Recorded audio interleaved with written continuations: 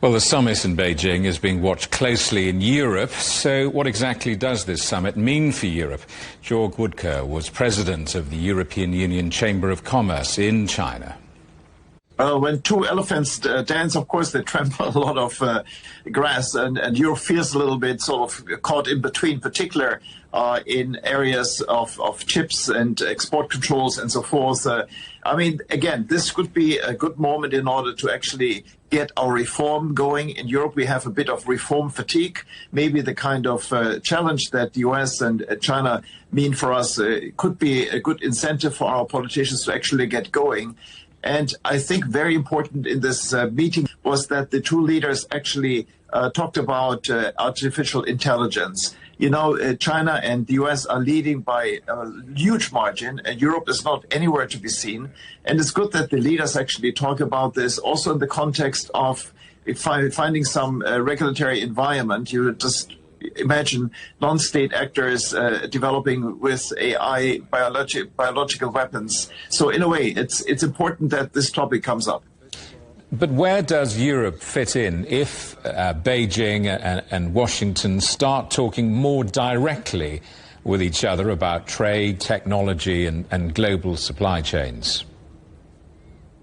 Well, we have seen that China has a very strong self-sufficiency drive. The United States wants to reshore everything. Basic MAGA stands for getting America great again, meaning getting production going. And then Europe, of course, has to see how they attract investment. And of course, European companies are in all three markets actively on the way. And of course, they are incredibly challenged by many of these export controls. You know, parts in our machinery that comes from China all of a sudden gets scrutinized in the United States. Then, of course, ownership is very important in this country here because we had the case of Syngenta that was kicked out of Arkansas because it happens to have a Chinese owner.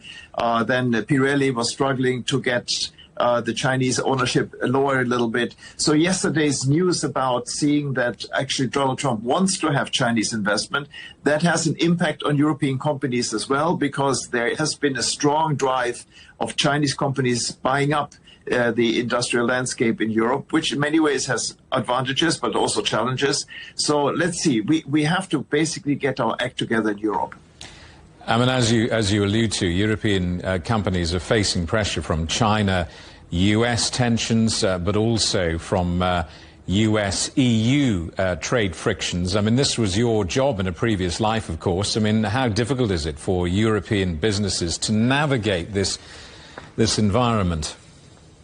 It is extremely challenging, gotten more and more challenged from both sides, the US as well as China. China, for example, just put out regulations 834 and 835. That doesn't ring a bell for many people, but it means actually if there is a law or if there are sanctions on Chinese companies and the European companies follow their own regulations back home, Brussels has just imposed sanctions on Russia, then of course Chinese companies will be impacted, and hence all of a sudden European companies could be challenged by Chinese law. So we have to navigate this, but navigating these challenges means you have to understand them first and foremost, and many European companies are not very good in geopolitical deciphering of challenges. So in a way, companies have to upgrade their antennas in order to actually get to know where the challenge might be. You can always navigate it. There's always possibilities, but you have to basically get going.